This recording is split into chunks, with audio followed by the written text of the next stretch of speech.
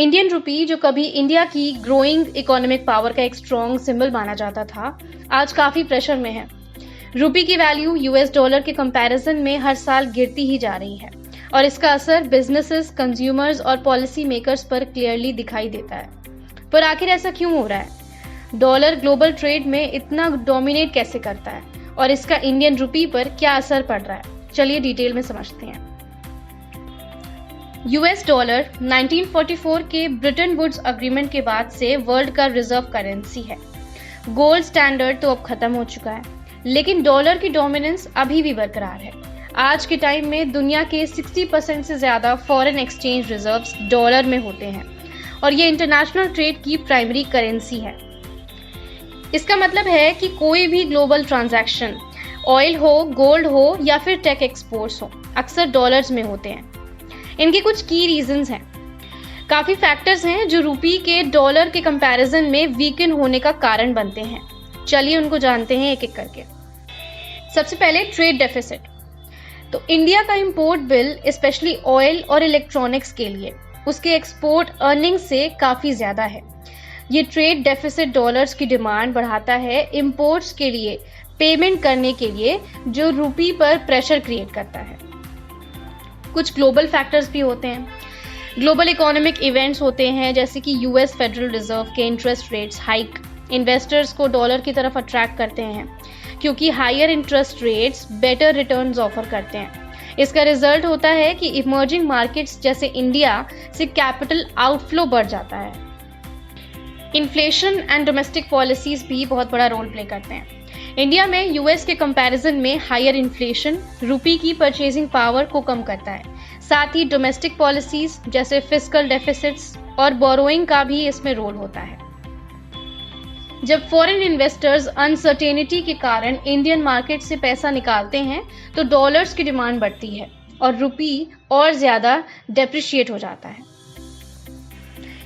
एक strong dollar और week रुपी का असर इंडियन इकोनॉमी पर डायरेक्ट और इनडायरेक्ट दोनों तरह से पड़ता है। इंडिया काफी इंपोर्ट्स पर डिपेंडेंट है, एसेंशियल कमोडिटीज जैसे क्रूड ऑयल के लिए। वीक रुपी इन इंपोर्ट्स को और ज्यादा महंगा बना देता है, जो डायरेक्टली इन्फ्लेशन और कंज्यूमर प्राइसेस को इम्पैक्ट करता है। अब जानते हैं कि हायर एजुकेशन और ट्रैवल कॉस्ट कैसे इस पे इफेक्ट करता है।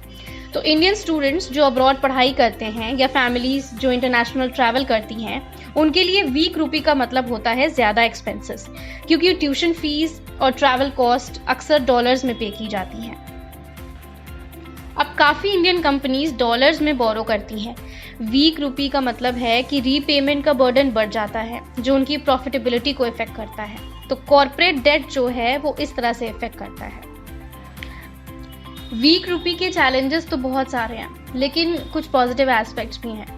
सबसे पहले, वीक रुपी का मतलब है कि इंडियन गुड्स और सर्विसेज फॉरेन बायर्स के लिए सस्ती हो जाती हैं, जो एक्सपोर्ट्स को बूस्ट कर सकता है। सेकेंड है इंक्रीज्ड रेमिटेंसेस। इंडिया को डायस्पोरा से काफी रेमिटेंसेस मिलते हैं।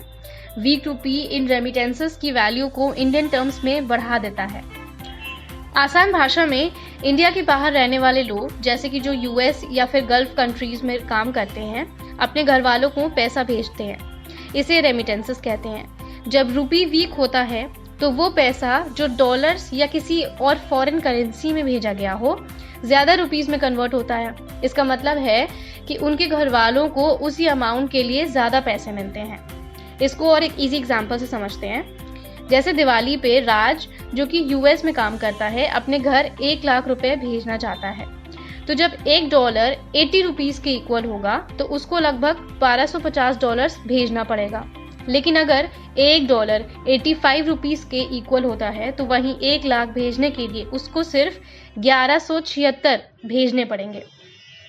मतलब वीक रुपी की वजह से राज के लिए भी फायदा और उसके घर वालों के लिए भी। तो रुपी को स्टेबलाइज करने के लिए या स्ट्रेंथन करने के लिए क्या स्टेप्स लिए जा सकते हैं? जैसे कि reducing the trade deficit, exports को प्रमोट करना और इंपोर्ट्स पर डिपेंडेंसी को कम करना ट्रेड डेफिसिट को बैलेंस करने में मदद कर सकता है। तो करेंटली कुछ इनिशिएटिव्स हैं, जैसे कि मेक इन इंडिया इस डायरेक्शन में काम करते हैं। Now attracting foreign investments. एक फेवरेबल इन्वेस्टमेंट एनवायरनमेंट क्रिएट करना जो फॉरेन कैपिटल को अट्रैक्ट कर सकता है, तो रुपी को वो बहुत सपोर्ट करेगा। अब सेक्टर्स जैसे एग्रीकल्चर, एनर्जी और मैन्युफैक्चरिंग में स्ट्रक्चरल रिफॉर्म्स इकोनॉमी को स्ट्रेंथन कर सकते हैं और इनडायरेक्टली रुपी को भी। रुपी का डॉलर के कंपैरिजन में गिरना एक कॉम्प्लेक्स इशू है जो ग्लोबल और डोमेस्टिक दोनों फैक्टर्स से इन्फ्लुएंस होता है। चैलेंजेस के बावजूद स्ट्रैटेजिक रिफॉर्म्स और प्रूडेंट पॉलिसी से ये टाइड टर्न हो सकता है। तो इंडिविजुअल्स के लिए फाइनेंशियली अवेयर और प्रिपेयर्ड रहना इस इकोनॉमिक लैंडस्केप को नेविगेट करने में मदद करेगा। अगर आपको ये वीडियो इंसाइटफुल लगा हो तो वीडियो को लाइक करें, शेयर करिए और चैनल को सब्सक्राइब करें। कमेंट्स में अपने थॉट्स जरूर शेयर करें कि इंडिया रुपी को स्ट्रेंथन करने के लिए क्या क्या कर सकता है।